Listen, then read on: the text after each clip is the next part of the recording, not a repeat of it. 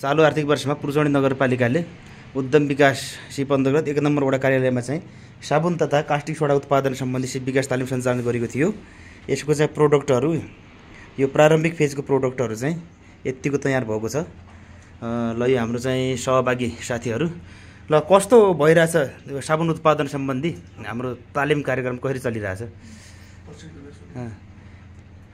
ल पहिले यो प्रशिक्षकज्यू एकदम खटिराख्नु भएको छ। के छ कस्तो उत्पादन कति भइरहेको छ, कतिको कठिन हुँदै रहेछ यो चाहिँ, कति सिकिरहेछन् छिटै? नमस्कार, म लक्ष्मी मल्ल। आज यो साबुनको तालिम सिकाउन लागेको 10 दिन भयो। 10 दिनमा चाहिँ सहभागीहरूले तालिम राम्रोसँग सिक्नु भएको छ।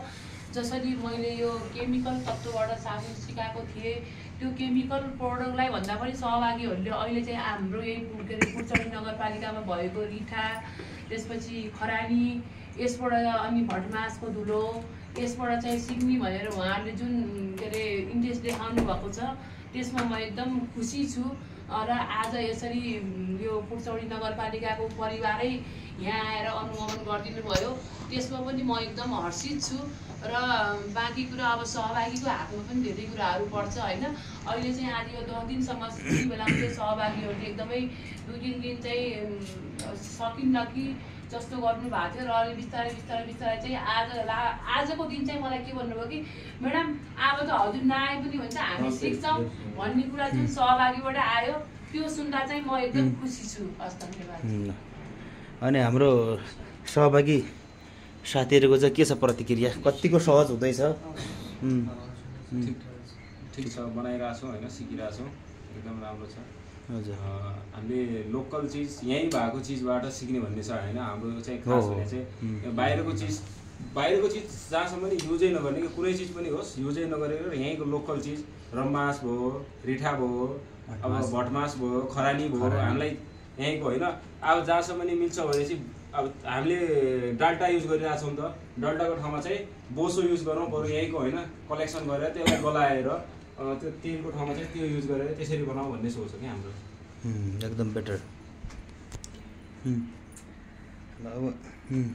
ल अनुगमन टोलीको चाहिँ के छ प्रतिक्रिया? हाम्रो यतिको चाहिँ सञ्चालन भइरहेको रहेछ, यति उत्पादनहरू पनि आयो प्रारम्भिक फेजमा। अनुगमन क्रममा त यहाँ आयो जो अब सहभागीहरू हाम्रो प्रशिक्षकज्यूहरूले चाहिँ छुटो समयमा चाहिँ यी उत्पादनहरू गरिराख्नु भएको छ। म उहाँलाई के भनिरहेको छु भने यो सिप सिक्नुहोस्, सिप सिकिसकेपछि तपाईँहरू चाहिँ प्रक्रियागत रूपमा चाहिँ जानुहोस् र त्यसपछि संस्था दर्नुहोस्, समूह चाहिँ बनाउनुहोस्। त्यसपछि यहाँलाई चाहिने चाहिँ भनौँ न हाम्रो औजार त्यो पाटाहरू चाहिँ हामी नगरपालिकाबाट चाहिँ उहाँलाई चाहिँ हामी उ गरौँला र उहाँले चाहिँ उत्पादन गरेको चिजहरू चाहिँ नगरपालिकाले चाहिँ मतलब लिएर उहाँहरूलाई चाहिँ मतलब भनौँ न आय स्तर कसरी चाहिँ वृद्धि गर्न सकिन्छ, त्यसमा चाहिँ नगरपालिका चाहिँ अगाडि बढ्नेछ। हाम्रो प्रमुख प्रशासकीय अधिकृतज्यू पनि हुनुहुन्छ यता, उहाँले यसलाई कसरी सुझाव दिइदिनुहुन्छ हाम्रो प्रशिक्षार्थी साथीहरूलाई? यो सबैले सिक्नु पऱ्यो। पहिलो कुरा सिप सिकिसके पछाडि चाहिँ अब हामीले चाहिँ उहाँहरूलाई प्रविधि पनि हस्तान्तरण गर्छौँ। प्रविधि हस्तान्तरण यो स्थानीय हामीले उद्यम यो चाहिँ यो साबुन यहाँको आवश्यक पुर्चौडी नगरपालिकालाई आवश्यक पर्ने साबुनहरू चाहिँ हामीले उत्पादन गर्ने र यहाँ चाहिँ प्रयोग गर्ने यसको बजारीकरण पनि गर्छौँ। पहिले नगरपालिका हाम्रो सम्पूर्ण जनप्रतिनिधिज्यूहरूले चाहिँ यहाँको साबुनहरू प्रयोग गर्ने, त्यसपछि हामी कर्मचारीहरूले यहाँको साबुन प्रयोग गर्ने, हामी व्यवसायीहरूले भन्छौँ, बजारलाई हामी भन्छौँ। यहाँको उत्पादनलाई त्यसपछि हामी बाहिर बजारीकरण गर्छौँ। यो एउटा हाम्रो साबुन उद्योगकै रूपमा चाहिँ पुर्चौडी नगरपालिकाको यो कार्यक्रमलाई अगाडि बढाउनुपर्छ जस्तो लाग्छ मलाई। त्यही भएर हामीले चाहिँ प्रविधि पनि हस्तान्तरण गर्ने, तालिम पनि सिक्ने।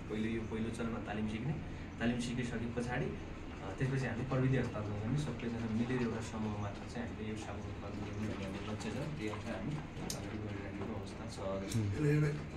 उद्योगको रूपमा चाहिँ हामीले चाहिँ हाम्रो शिवनगर प्रमुखले त्यो भनिसक्नु भएको छ, यसलाई वृहत उद्योगको रूपमा अगाडि बढाउने भनेर। प्रविधि हजुर उद्यमशीलता बढोत्तरी गरेर रोजगारी सिर्जना गर्ने लक्ष्य अन्तर्गत हामीले यो स्थानीय उद्योगको बनाउँछौँ। एकदमै राम्रो।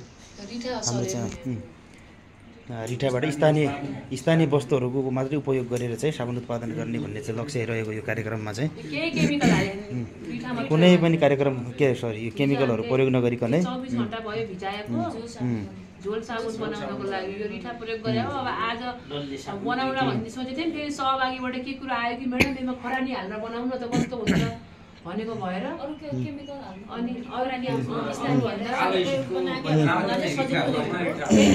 यसमा रिठा प्रयोग भएको छ कि छैन यो गोटा साबुनमा? झोलमा मात्रै। अनि यसमा कास्टिक कालो एसिड प्रयोग हुन्न नि त फेरि डल्ले साबुनमा कालो एसिड प्रयोग नहुने